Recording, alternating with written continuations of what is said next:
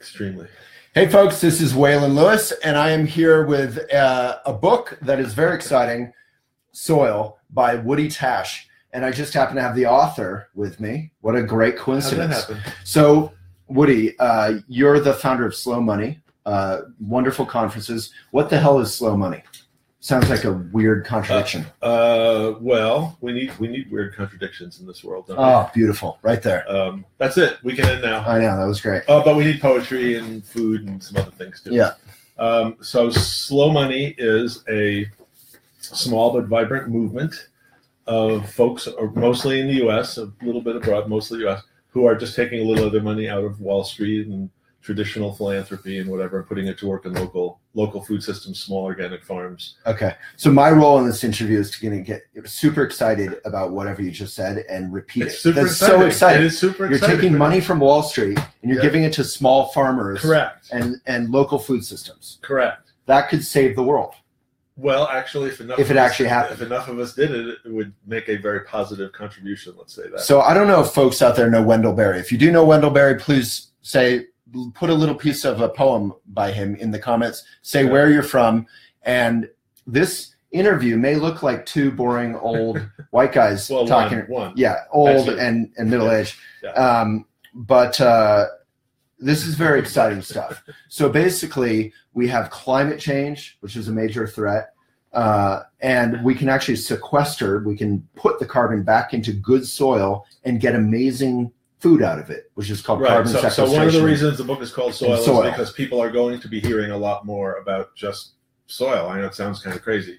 It does. But it turns out, so there are a million ways to talk about this because this has been going on for about 10,000 years. And you talk about all million ways in this book. I have at least 100,000 of the million ways in that book. This book starts with a 27-page poem. If you're not... Actually, he's incorrect. Okay. It starts with a tiny, tiny little poem, which you may not have even noticed because it's printed very small on the opening page. I think it says, if it's true that we are what we eat, may it also be true that we are not what we tweet. Of the two poems, the 27-page one and that one, I read that one. I get it. So the reason for the 27-page poem is it's called Poetically Incorrect. And the reason for it is kind of the opposite of a tweet. It's poetically incorrect. Poetically. Love it. It's like my version of the opposite of a tweet, meaning our attention is being, so we all know this, our attention is being sucked into the vortex of virtual, short, fast, quippy. 1 second, I got to tweet that. That's exactly.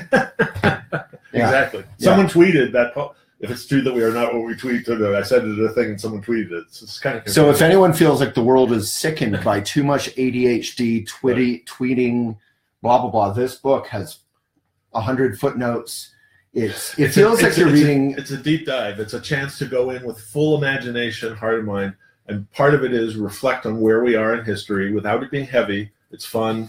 It is fun, but you're also calling bullshit out, which I really like. Well, great. You can heap praise on me however you want. I feel like it's the Walden of today. He's saying that because a German journalist who read the book called it Walden for the 21st Century, which, of course, makes me wildly happy. Not just as an author patting myself on the back, but to me, Thoreau, if you look at the thread of ideas from Thoreau to Gandhi to Martin Luther King and Wendell Berry, who we just mentioned. Wendell Berry is a poet farmer in Kentucky. He's in his 80s. He's written about 50 books. I got to meet him at your conference in Louisville. Yeah, and being with him on the stage was one of the highlights of my life. And he should get a Nobel Prize, and hopefully he will.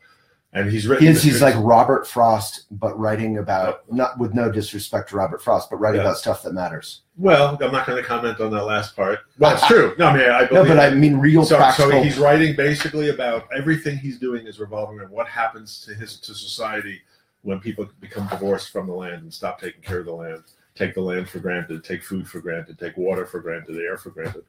And that sounds so hokey almost.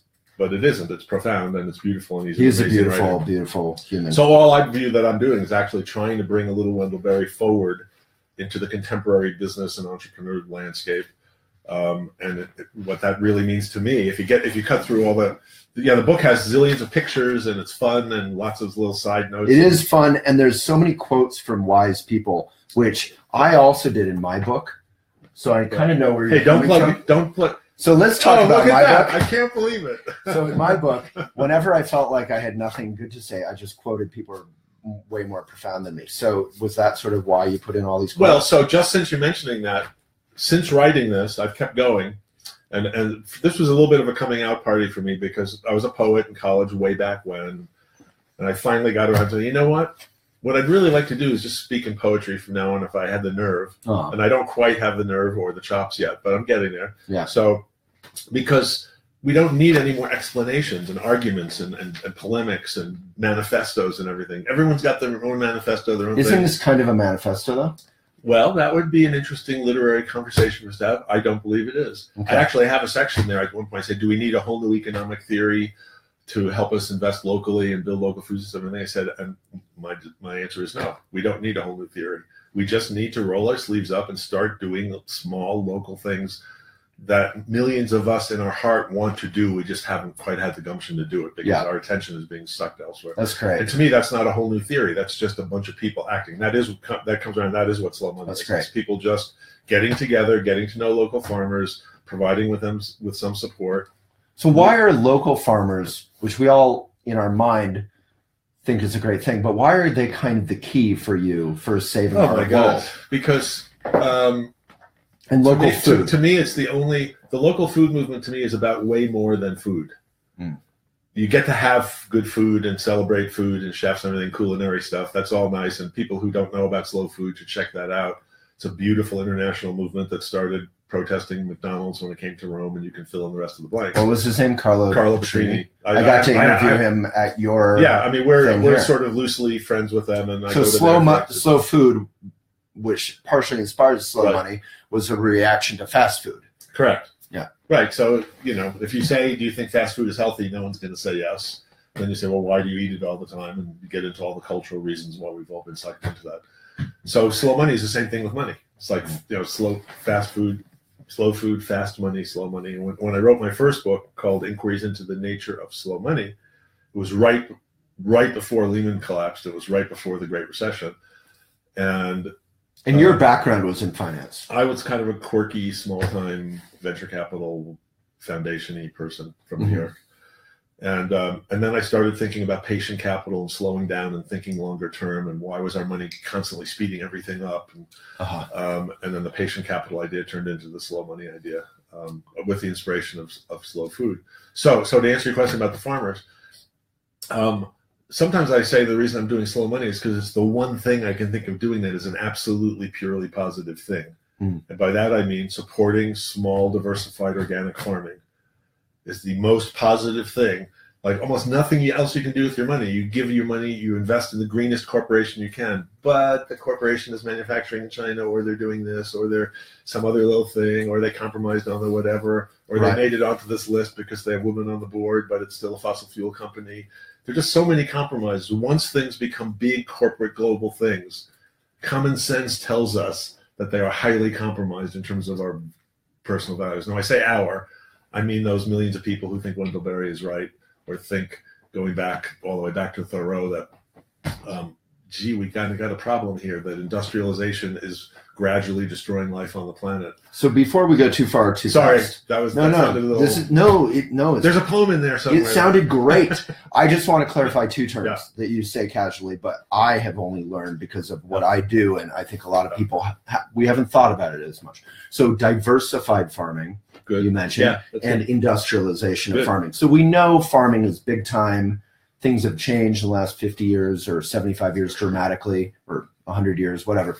But how have they changed, and what's beautiful about, what is important and practical about small diversified farming? So you're going to have to kind of keep me. There's so many different threads to this. I'm looking at a bicycle wheel picture there, and so they're all spokes. So it's funny. Yeah. So there's many spokes. There are many spokes to this wheel. So and industrialization. What's in the center? So right now we have industrialized in the center for me is slow, small, and local. Okay. Which equates to health and happiness and poetry and culture. So this is framed in barnwood, by the way. Real barnwood. I noticed that. Yeah. So the reason to diversify. There's now a hipster barnwood where they take wood out and just put it outside. Of course. What do you mean? It's the hipster everything.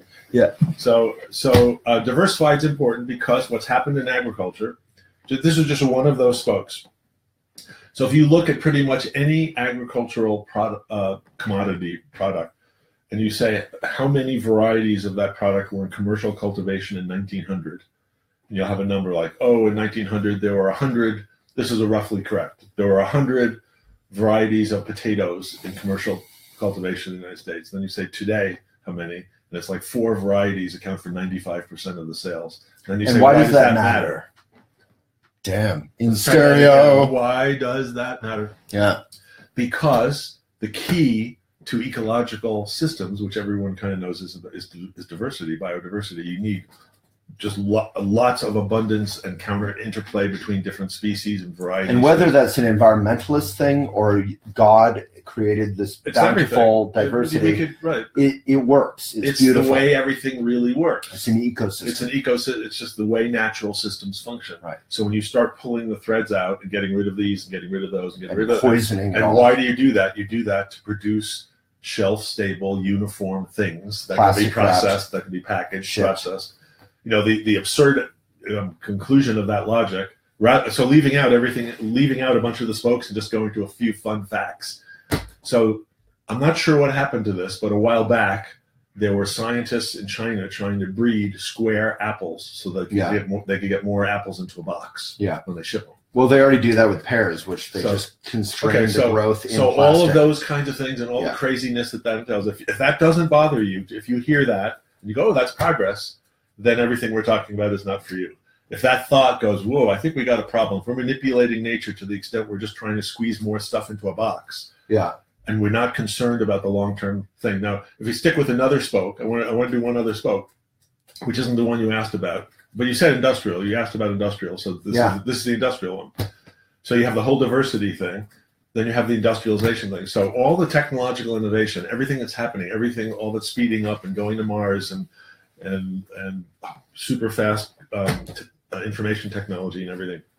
I like to use one example to just jog people's imagination, which happens to be the name of part 2 of my book. All right. First one's poetically incorrect. Second one's imagination. So here's some imagination about industrialization. I'm asking you a question, and you may not get the answer correct, but I hope you do because it'll be fun. Most people don't get it. Okay. What is the problem that cars were invented to solve around the turn of the 20th century? Oh, I don't know. But let me guess. Yeah, just a second. I bet because you're it's something to do with farming and transporting your wares to market. That is, you're trying to, but say the first thing that might have come to your mind. It's not about farming. Nothing comes to mind. All right, so most people wanted say to get people want to get around faster. Most people think it's speed. Okay. The speed came later. At the beginning, the horseless buggy was not faster than the buggy. Was it manure on the streets? A+, manure on city streets. That was around the big turn of the 20th century. It was a big public health problem because everybody was getting around with horses, so there was a lot of manure in the city streets that had to be removed. So horseless buggy was no manure. Pretty cool. Then it turned out it was fast, and it got all the other things happened. Right. So why is that interesting? Because we solved the problem of manure in city streets, but 100 years later we have carbon in the atmosphere. Because there was no way anybody could anticipate that. There was no possible way that you could.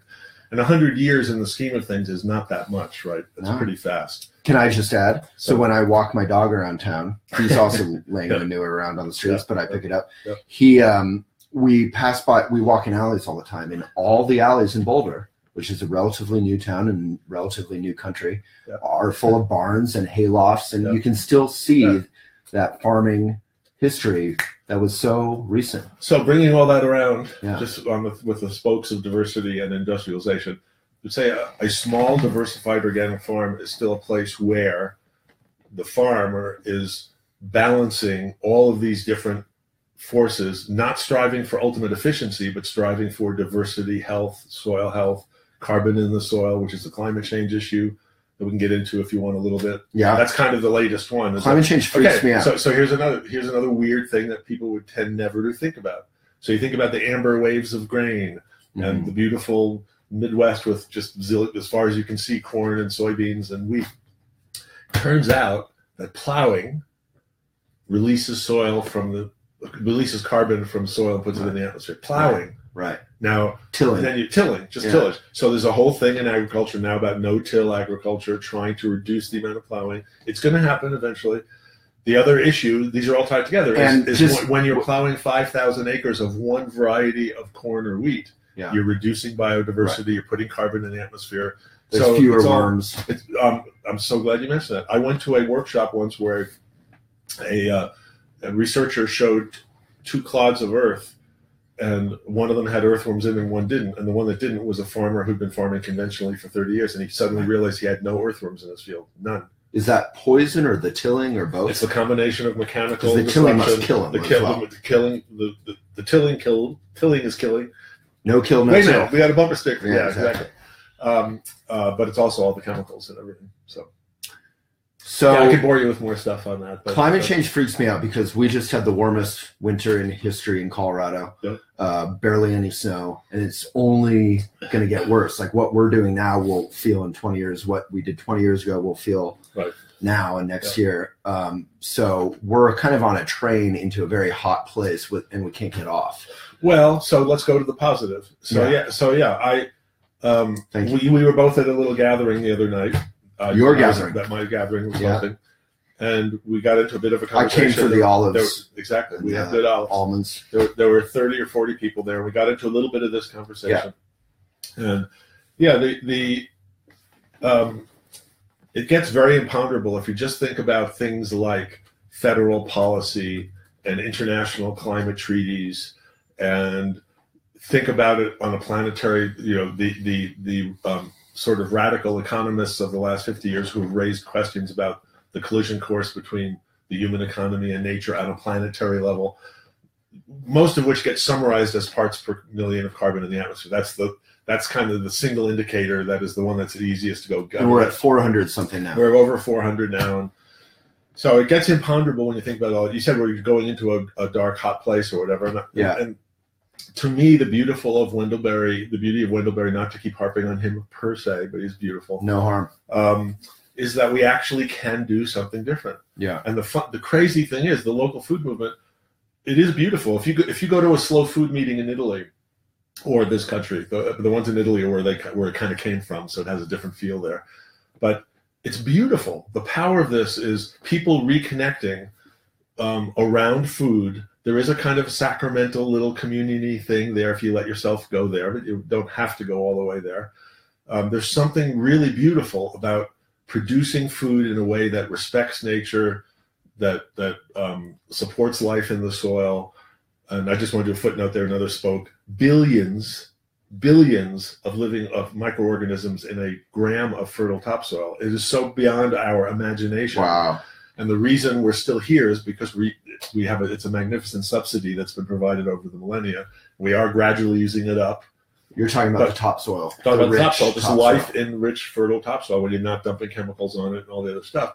And so the question is, can we actually go in this other direction to avoid going into that dark, hot place that you were referring to? And the answer is yes, we can, but it takes just a little gumption. It takes a little more than just shopping in the right store or driving the right kind of car. It takes reconnecting. What we were doing the other night, we had several dozen people. We're reconnecting at the local level. I think it's the essence of democracy too, but I kind of stay out of the political thing overtly. Just reconnecting and beginning to rebuild healthy local food systems and supporting the small diversified organic farms who are the stewards of all of these life forces and life in the soil. And it sounds a little hokey, a little improbable, but I would say from Slow Money, we've been doing it for 10 years. We've moved over $60 million into 600 things in dozens of communities. Those numbers are very small, but that's the way we like it. It's about small, slow, and local. They're small in the scope of things, but no one watching or listening or myself would say $60 million going in the right direction instead of the wrong. That's right. And it takes a lot of this getting together. It takes time, so it's not as efficient. That's another thing about diversity. It takes time. Diversity is the opposite of a conveyor belt and a mass production thing. But time is something, if you're enjoying the time, if you're enjoying the food and the eating and the market and buying from the farmers, and farmers are having a decent income that's supported.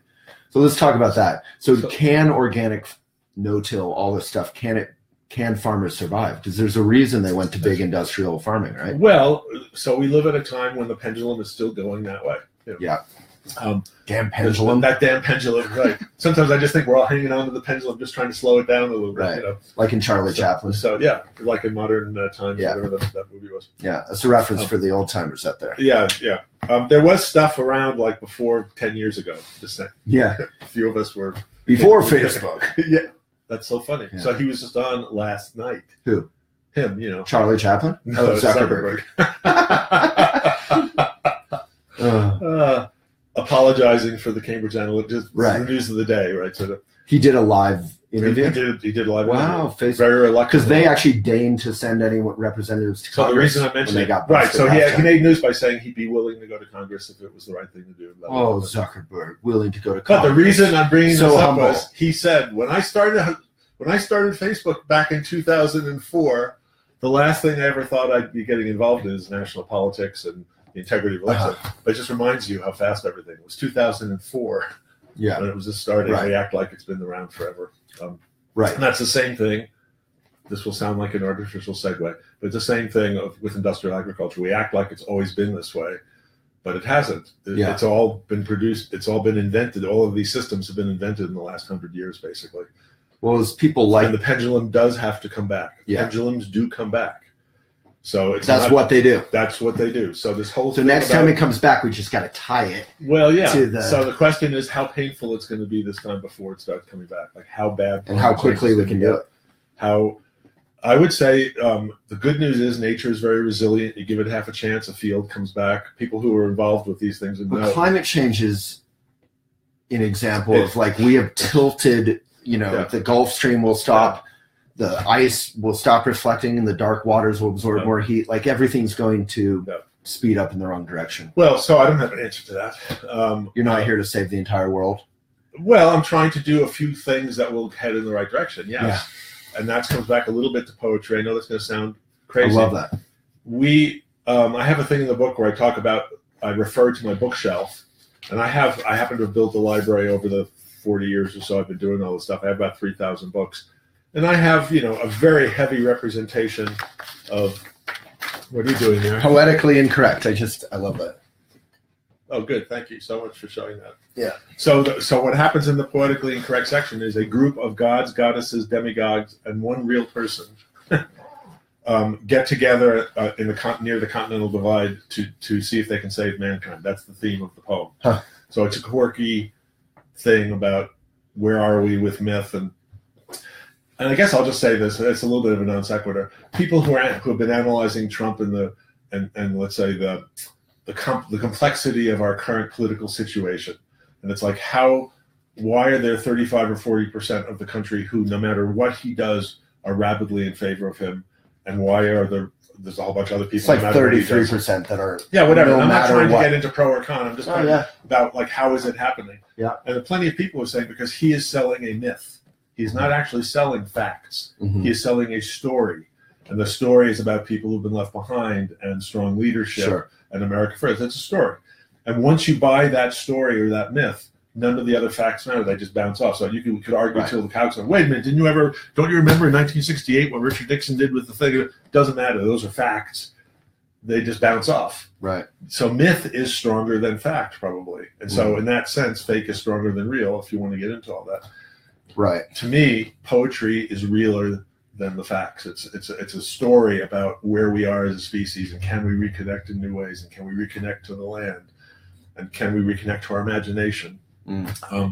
And I do a little bit about the counterculture in the 60s and the 70s. I know you can't tell my age, but I was around in the 60s and 70s. Uh-huh. And those of us who were young adults during that period, which you have to remind people how tumultuous it was. I mean, you had multiple assassinations and students getting shot on college campuses, and the war in Vietnam, and the women's movement, and the birth of modern environmentalism, and seeing the picture of the Earth rising over the moon. I mean, it was a crazy time. Yeah. It was crazy. One of the things about it, I got to not forget Woodstock and Free Love, and the Beatles and all that. I mean, it was amazing. Yeah. I mean, I wish everyone could have gone through that. I really do. Right. Because the main thing about it Because it was this cracking of culture. That's the whole thing. It was very tumultuous, and there was lots of violence and confusion and political dysfunction, but there was also a lot of hope. Yeah. And there was a feeling like we are going to break through. Yeah. Something good's going to come out of this. Right. and Civil Rights Act, civil rights, and I'm also thinking a little more culturally about just music and longer hair and the beginning of the East meets West and all those things. There were a lot of very positive things. Unfortunately, we are like 50 years later, and at that time, the outgoing president, President Eisenhower, when he was passing the baton to the incoming president, President Kennedy, in a very famous speech, said, "Beware of the power of the military-industrial complex." And that phrase, to those of us who were coming of age, that was like emblazoned, military-industrial complex. Ooh, that sounds bad. Okay, I think it is bad past a certain point. That there's a role for military, there's a role for industry, but when it becomes a military-industrial complex that drives values out of the rest of the society, then it's bad. And so the military-industrial thinking has dominated our food system. It's dominated our financial system. It dominates the way we think about technology. And so, Ike, of course, was the general. He was the World Republican. Right. Like this was not some fruity. Exactly. That's why it was the baton going from a very, very conservative Republican general to the younger generation, Kennedy, who was perceived as a peacenik and those other things. So anyway, all of which is to say, is a counterculture possible? We sort of had the counterculture. You don't hear that word used that much anymore. I peppered through the book a little bit. I think that's what local food is about. We talk about revolution. Bernie talks about that all the time. Yeah. I think that's a clumsier term because it implies some violence in a way. But counterculture. Well, to me, it's about culture, because the word culture, we're trying to rediscover culture. Culture is this. Culture is us talking. Beautiful. And when you were talking about farmers before, and you started getting into the farmers market thing, I was going to say, it's like a conversation. Like a diversified organic farmer is having a conversation with nature and with his customers about, like, how do we do this right? How do we promote life? How do we stop killing things in order to grow food? How do we stop killing each other in order to have more things? Whatever that is. It's a conversation. It's about culture. And so that's, I think, what is driving the local food movement is this glimmer of its culture. Like, we can rediscover culture. We can begin having culture. And you just have to, I'm just hearing myself say all this.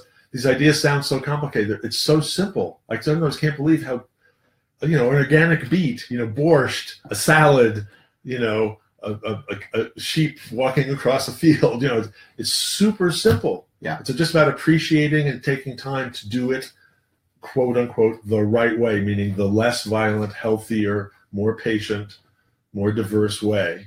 And letting those more delicious, and then more fun. That's the whole thing. It's more delicious and it's more fun too. Yeah. But guess what? It does cost a little more. So that you just have to be honest about that. Why is that? Because you can't have your cake and eat it too.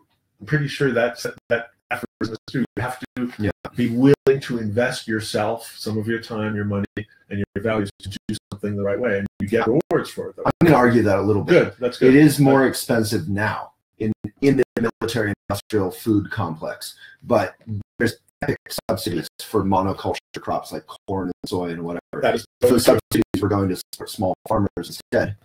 That is totally true. So Gene Logsdon, who recently passed away, he's written a bunch of very quirky, fun. Who? Gene Logsdon. Okay. He wrote a book called At Nature's Pace. You can kind of get there. One's called The Contrary Farmer. So it's all about the culture of small-scale farming. So before he passed away, his most recent book, which is available at Chelsea Green Publishing, if you want to. Chelsea Green is probably my favorite publisher in the country. They're super environmental and great. Check them out. So he wrote a book called Letters to a Young Farmer. It's sort of a collection of essays that he wrote before he died. And in there, he says, where do we get this crazy idea that if you can't make a full living from a small farm, then you're not a real farmer, that you're not a good farmer, that if you have to have an off-farm job. And one of the arguments he makes is all the big guys are getting huge subsidies from the government. It's like farming is not an easy way to make money. It's a vocation. It's a thing you do because you're called to do it, and it is a business. Yeah. And it's a tricky business. Yeah.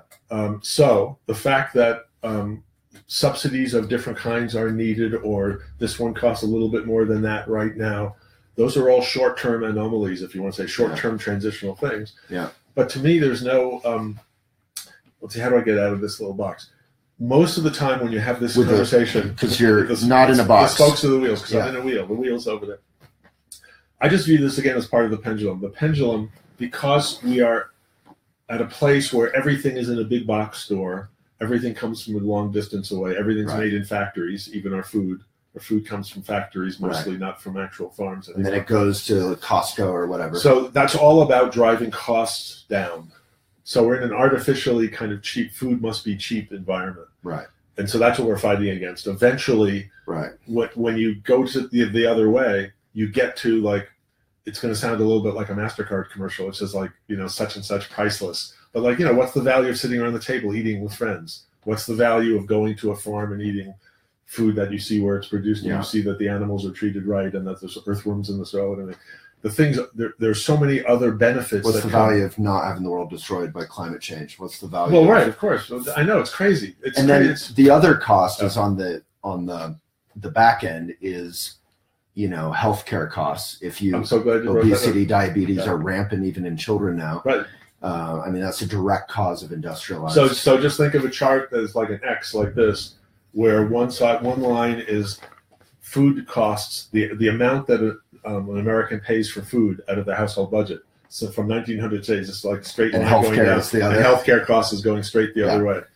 And that now that's a little bit of an oversimplification, but not too horrible of one. Okay. It is generally illustrative of what's happened as we put the emphasis on cheap, shelf-stable food versus healthy food. And this isn't just like two guys talking in Boulder. Like I grew up with a single mom who never made more than $12,000 a year, was broke, and she cooked super simple meals, super simple food, and a lot of bulk stuff, a lot of just very simple stuff, and it was very healthy. I never got the hot dogs and the pizza and the soda, and I resented it. I was I grew up during the 50s, and my mother was, everything coming out of cans and packages in the refrigerator was thought to be modern. Was thought to be, and TV dinners. She just went TV dinners galore. Yeah.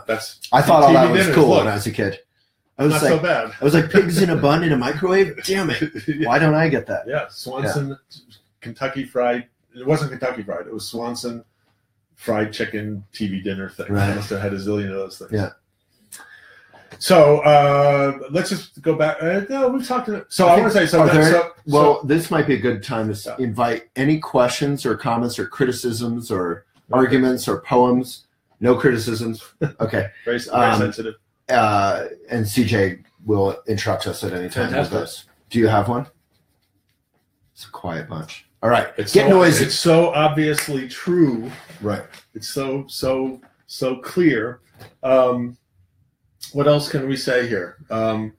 What was your favorite? If you had to tear out one page and give it to someone, what would be your the most important or your favorite thing? Yeah. Ooh, that would be a hard one because there's so many great pages. Which is one phrase or one idea. Okay, one phrase I'll give you, but it's out of context. I'm not sure it's going to work. But at the very end of the book, I was writing an afterword, just a little afterword. As opposed to acknowledgments where you thank your second grade teacher and everybody who ever helped, So I was writing a generally sort of grateful overview of all the people involved in Slow Money and different things. And the phrase lively serious came out instead of deadly serious. And I realized that that's where this book to me, and again, I'm not going to bore people about the book, but it is there's a thing about a personal journey here about someone who was a poet in college, and then because of all the imponderables that we've been discussing today, which were visible then, I was saying, well, poetry, we don't have time for poetry. The world's ending here. We got to get in there and try to. And now I'm trying kind of coming back around. So if you just do me a favor, just hand me this because it'll be an easier way to do this. I got you. And in the afterword, I found myself saying the following. So you asked, what's my favorite thing? And I'm just going to say this was written the day this was going to the printer. So it's just a very quick, I was just feeling it. And I said a bunch of things about convivial, curious, lively, serious.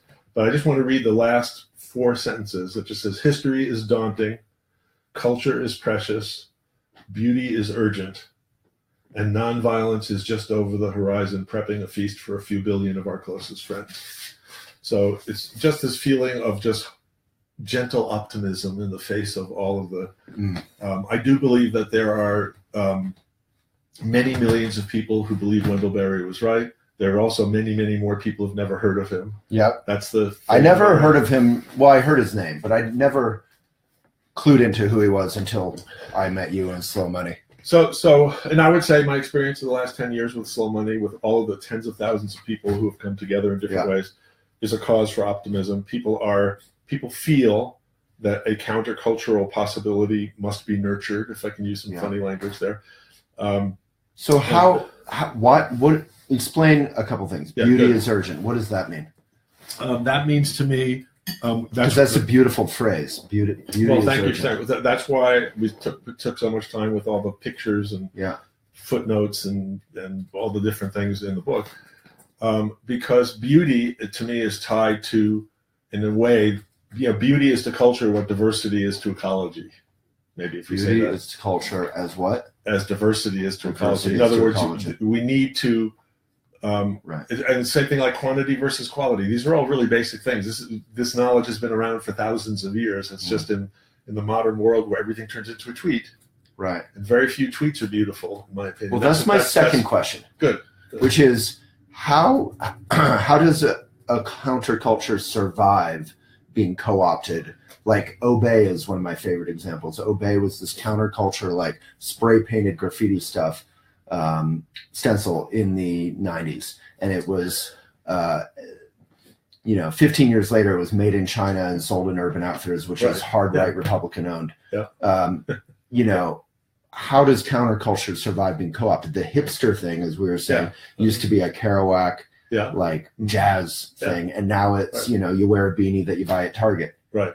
So how does counterculture survive and even better use tweeting and Instagram and media to change the world? Well, our world. Yeah. I mean, that's a huge, imponderable question. But first thing I found myself saying, this is going to sound very almost Pollyannish or very idealistic views of farming. I believe that the end of the book has 20 pages of photographs of Boulder area small farmers and chefs and whatever who are, quote, doing the right thing. So these are the actual people that we are working to help. One more page there. Keep going. And if you just flip through, but people can see. It won't necessarily mean anything to you generically as beautiful pictures of small farms and whatever. Sure. But I believe that these farmers, these are all probably the largest farm in here that we're talking about, maybe 50. No, I mean the largest one is a few hundred acres. But you're talking about farms here that are anywhere from a few acres to a few hundred acres, mostly on the few acre end. And you're saying how do we preserve this culture? How do we not have everything co-opted? You cannot co-opt a small diversified organic farm. There's nothing to co-opt. It is there. It is the rhythm of the seasons. It is how you plant. It's how you grow. It takes pretty much a generation for people on a small piece of land to know how to tend it properly and optimally. So that's one of the things. I view that the small farmers are defenders of culture. They're linked to a place. And what they do is inextricably linked to small, slow, local action. As soon as you go corporate, as soon as it becomes a product which is mass produced and shipped around, you begin going down that slippery slope. And I know that sounds awfully hokey, but you know because you asked the right question. And I think I said that to you the other day. A friend of mine who is a wonderful, wonderful, wonderful vegan chef and a good friend, and has been using compostable packaging, which is like 0.05% of all plastic packaging is actually compostable. And she's finally in grocery stores and all this, and she just went plastic. And I texted her saying, "Hey, this isn't compostable, is it?" And she was like, "I just couldn't do it, So once you get into that system, my point is even the most pure, wonderful, caring, environmental person is going to have to twist what they're doing. Right, exactly. We were talking before we went on. The industrial food complex. If you view a farm, the main role of a farmer is as a supplier of raw materials and commodities to corporate producers of cheap food. Then you have one whole thing. If you view the farmer as a steward of the soil and someone who's trying to promote health, nutrition, nonviolence, beauty, whatever, then you have all that thing. So I really do. To me, today's counterculture is slow, small, and local. All the slow things, slow food, slow cities. There's a whole bunch of them. There's a lot of those slow movements percolating around. Slow money is one of them. Small is kind of the small from E.F. Schumacher's Small is Beautiful, which is another one of these seminal countercultural books from the 70s. But I'm hesitating to say it because it's one of those things I return to over and over again. but you have to not be afraid to return over and over again to certain basic truths if you're going to act on them and just affirm them. So E.F. Schumacher was pretty much the first industrial economist of the 20th century who had credibility. He was a Rhodes Scholar and worked for the British Coal Board after World War II. So he had credibility to say the human economy is on a collision course with nature. Most economists still don't buy that. They think technology will invent new technologies, will invent our way out of the problem. Human, say that again, human. Well, he basically said it economy this way. He said unlimited economic growth on a finite planet is impossible. Right. Okay, and then we can debate that. I mean, there should be people on here typing in, right? That's not true. That's bullshit. We can blah, blah, blah. So that's debatable because it's a complicated global statement. The second thing that he said brings it home, and he says increased consumption is not synonymous with improved well-being. And that brings it down to the personal level. There's not a person listening to this, I don't believe, who would say, no, just consuming more is the key to health, or happiness, or health, or happiness. It means both. Yeah. So anyway, so small is the small. Small is beautiful, meaning we don't want just big global things. We need more small things, which leads to local. So slow, small, and local. And the local is just saying in today's world where everything is in cyberspace and in China and the atmosphere and all stuff, we need, with a portion of our consciousness or our imagination, to reaffirm the importance of local, which is what you and I are doing. We are sitting having a conversation. Right.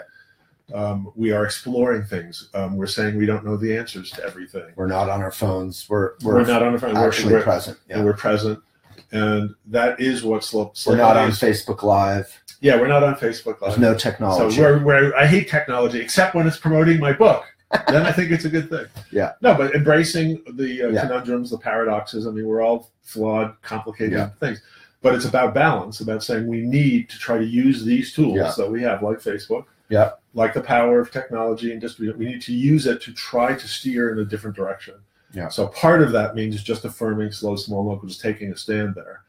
And I just want to come back to, I don't know how this interview will be perceived by folks, but it is actually fun and rewarding to do this. I was once giving a talk about slow money to a bunch of farmers, and one of them said, this was about 8 years ago, my first book came out, and he said, I've been listening to you, and it's kind of interesting, but you're saying that we would have to take a loan from our neighbors, and we don't even like our neighbors. And everyone laughed. And I said, you're totally right. We live in a world in which we're told investing is supposed to be easy, meaning you just give your money to people you don't know very well. They invest in things they don't understand halfway around the planet, and we just make money. And we have more money when we retire, right? And so everyone kind of chuckled, and I said, wait a minute, how many people in this room are farming because it's easy? Right. And then a big laugh went through. I said, you're farming because it's rewarding, and it's a thing you have to do for a whole bunch of different reasons. And so this idea that investing should be easy, and that we should just be fast, simple, we just plug and play, whatever, as opposed to spending the time to get to know a farmer down the street. Oh my God, I have to go to a meeting. One of my favorite quotes that has come out of all the slow money discussions in the last 10 years is someone brought to my attention an Oscar Wilde saying where he said, the whole trouble with socialism is it requires too many evening meetings. And you and I were just at an evening meeting the other night. Right. So slow money isn't socialism per se. It's a sociable form of capitalism. It's about. But democracy has too many meetings too. Democracy is messy. Well, that's true. There's town halls. Yeah, totally. It's fun. Yeah, it's chaotic. Well, my very favorite events are always craft fairs, farmers markets, like any big coming together, like a commonwealth, which is one of my favorite. Well, I'm glad you mentioned the farmers markets because they are a good example of skeptics. Look at a farmer's market. Oh, it's just a bunch of rich white people walking around schmoozing with farmers. They don't even spend that much money at the farmer's market. They're just there. Blah, blah, blah. And there is some truth to that. But the deeper truth is... I think that's an observation by white people, though. Because if you go to... I was just in L.A., and the diversity at farmers markets... Great point. I'm just telling you that I get... When you... I just think a lot of that criticism comes from rich white people in bubbles who say, "Oh, it's just rich white people." No, it comes from other people too. Yeah. But it's okay. The point is, if you oversimplify it, you kind of get that. And the next part of it could be, the food movement is a bunch of people driving Priuses to Whole Foods to buy, meat that they think is local, but it isn't. But whatever, that I agree with more. Well, whatever. So, but look, nothing is perfect. I'm just saying the deeper truth about farmers market, which people like Michael Pollan and others have written about really, really well. Michael Pollan interview. Well, we just put relevant stuff in the comments. Yeah, so if you want to see my talk with Joel Salatin at your conference, or Michael Pollan here, or any of the farmers, we've done a ton of slow money videos with Mary Berry and all kinds of great people. Thanks to you. So Carla Pacini. We were talking about farmers markets. I'm just saying, the deeper truth is, this is a countercultural expression of people wanting to reconnect to one another in the places where they live, and with the people who are connected to the land. Yeah. So there's a deep thing that's trying to be expressed there. It's just, again, the pendulum is still going like this. So this other deep thing that's starting is a little bit tentative sometimes, and it's struggles to hold on a little bit. But the underlying thing is a deep, beautiful thing about connection and imagination. It is beautiful. I mean, the reason I was argumentative on the farmers market is here in Boulder, it might be some rich white people, but the farmers aren't all rich or white. And then you go to LA, where I just was, and the farmers markets are so diverse there. Yeah. It's like a Star Trek movie where you have like every single community coming together. And I ate these oranges out there. I've been eating oranges all my life in Colorado, mostly in Vermont. Yeah. And the oranges in California just blew my mind, the taste. And that local fresh thing is so powerful, and you can't ship that. There's a reason why the oranges I eat here, even if they're organic or whatever, aren't delicious in that way. And just like you can't ship that because it's full of nuance and life and a little bit of magic and freshness. You can't turn a poem into a tweet because there's no shortcut through there. In other words, you have to just experience the whole thing. You have to feel all the imaginative layers, the possibilities, the nuances, not just going to one little simple yes, no, right, wrong, hate you. Soapboxing thing. Ideological, taking an ideological stand. Right. It's actually very easy to tweet a poem size-wise. But there is a soapboxing. Don't debate me on this. You know the general spirit of what I'm driving at. You have to take the time to enter into the imaginative space of a poem. A poem is about slowing down, and it's as much about the music and the spaces between the words as it is about the words. And that consciousness, that imagination, is part of what we need to reconnect to one another in the places where we live, just to get out of the box of the industrialization and super efficient, super fast. Well, so final question on exactly what you're saying. 24.95 slowmoney.org. No, that wasn't the question. Go ahead. What? Great book. Final question on exactly what you were just saying. So I just went to Natural Products Expo West. We did dozens of interviews with all our heroes there. But the overwhelming percentage of the companies there are kind of on this, they get investment, they package in plastic or whatever they ship, they sell for hundreds of millions of dollars. They're part of the system. They're not generally organic. And there's no real protecting employers or farmers' rights. So I kind of left there feeling like grocery stores are part of the problem. And I interviewed Walter Robb, the co-CEO of Whole Foods, which has now been bought by Amazon. And Amazon is literally about, they want people to be able to swipe in, swipe out, no cashier. Whole Foods gets a lot of criticism, but they were one of the top companies to work for a decade or more. How can all of us 3 times a day use our hard-earned dollars to make a better world? Is it farmers markets? Is it? Hey, I'm so glad you said 3 times a day because, sometimes I think about when you think about the challenges of what we've been calling the pendulum. If you say 3 times a day, if you say this to yourself, it's a little bit. This is more ideological than I really am deep down, but just bear with me. You say 3 times a day, you're taking communion at the altar of industrial food systems. Right. Meaning 3 times a day, you're going into a place to buy food. Yeah. Where that food has been produced in a factory thousands of miles away. Yeah. With additives, processing thing, because that's the way the system works. That's how they get cheap food from point A to point B and get it on the shelf of the thing. So if you're taking that communion 3 times a day, do you think it's a little hard to kind of make space for the other thing? Right. So the first thing is just to recognize that the intention of who you buy your food from, how much money you pay for it, who you're buying it from, how that food was produced, just pay attention to it. And if you begin paying attention to it, it will begin opening up these other possibilities for you to make other choices. The good news is the other choices exist. Pretty much every, well, for like lunch, if I may, we go eat lunch every day, or I do, around town. And, we're in Boulder, which is this eco bubble But I don't know that there's local food in almost any of the restaurants most of the year. That one over there is the one you have lunch in a couple times a week. Leaf. Oh, from their farm. So there are a few. But I'm not saying it's perfect. Still a Cisco truck rolling up to the back of Leaf. Of course. Yeah. There's no place perfect. Aristotle said perfect is the enemy of the good. Damn it. But I'm saying because of the local food movement, yeah, there's an emergence of awareness that is starting, and that's what we're talking about. We're just recognizing that it's more important. It's not just a bunch of rich white people, blah, blah, blah. It's way deeper than that. It's important. It's about counterculture. It's about a shift, pendulum coming back, all these different things. And don't be freaked out by the perfect not being the enemy of the good. That's a helpful reminder. Do whenever you have a chance, connect to a local farmer, do something to support local food systems. That's what I'm doing. I mean, to me, that's the answer. It's a relatively simple thing to do. Yeah.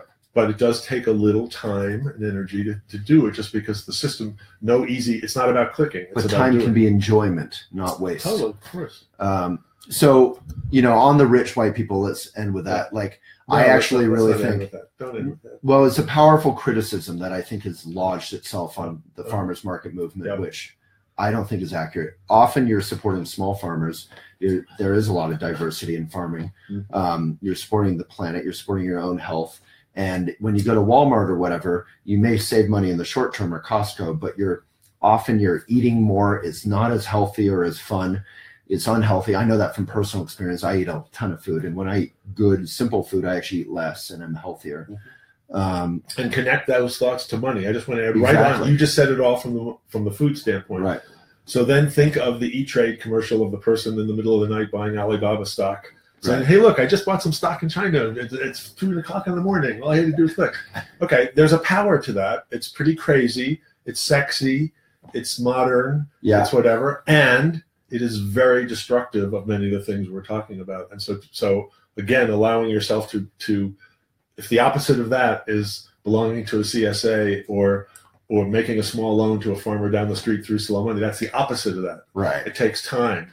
It's slower. So just what you said, everything what you just said about food is the same thing about money. So if the only thing that comes out of this video is everyone goes to farmers market or gets a CSA or buys your book, because it's poetically incorrect. It's is fun. Your book environmentally printed? It totally is. We did everything we possibly could. That's very rare. All the stats are in the back. It's cool. The highest grade of paper and inks and everything. Yeah, of course, I believe it. And we published it in our nonprofit. The money all goes into the Slow Money Institute, into our soil project in Boulder. So we have a project. I guess I should say this is a good way to end. This is kind of poetic. So soil is the actual soil. And it also stands for Slow Opportunities for Investing Locally, which is this little project we have in Boulder, through which we're making 0% loans to local farms. So 0% loans to local farms. You're giving money away. So and getting it back. It's like financial confidence. But then it keeps research. Fantastic. So that's the combination of the ideas and the imagination with the practicality on the ground. We good on questions? We good? All right, Woody Tasch. Hey, you're the man. Waylon, no, you're the man. Thanks. In the sea of people I interview about really anything, you're a rare example of someone who has integrity.